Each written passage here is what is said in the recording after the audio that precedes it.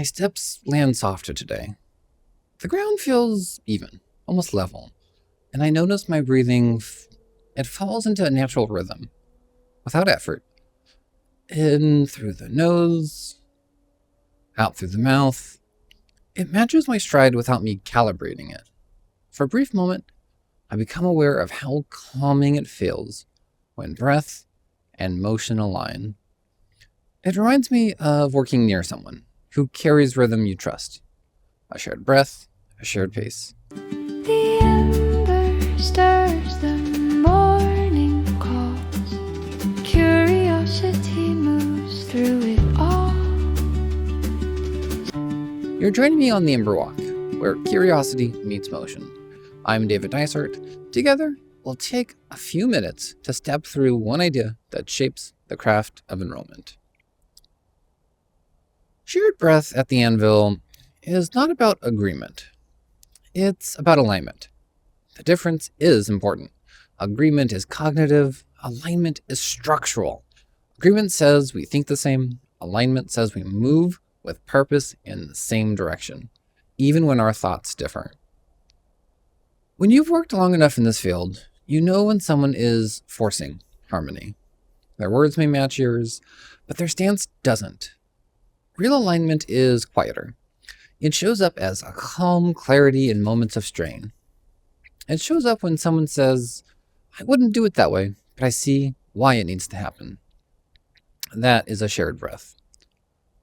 I once worked with a colleague whose strategic approach clashed with mine almost constantly.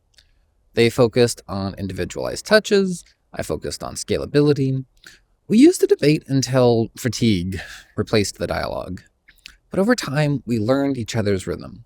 We didn't become more similar. We became more aware. Instead of arguing over which approach was right, we began asking which approach is right for now. That shift didn't remove disagreement. It removed the disorder. We started working at the same anvil, breathing in sync, even while striking differently. Shared breath becomes essential in high-pressure cycles. There was a moment mid-cycle when our team hit a point where everything felt reactive. So the responses felt rushed.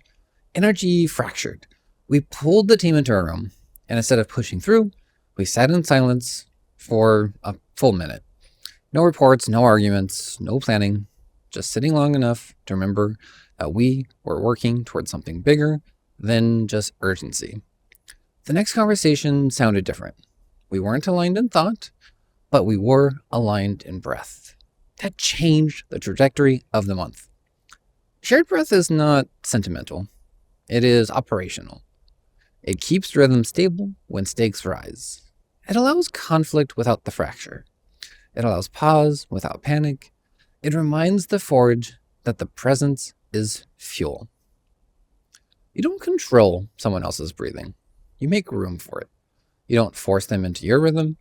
You look for the one rhythm that the forge requires and enter it together, even while carrying different tools.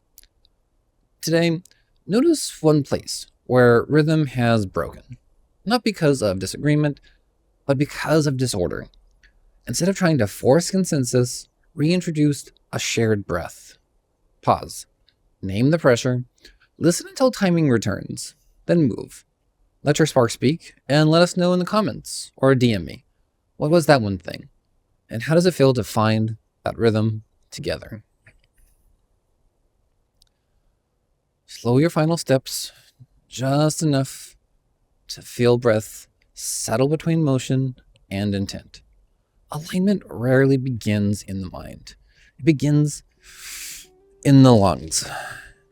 And that's the Ember Walk. The forge is yours now.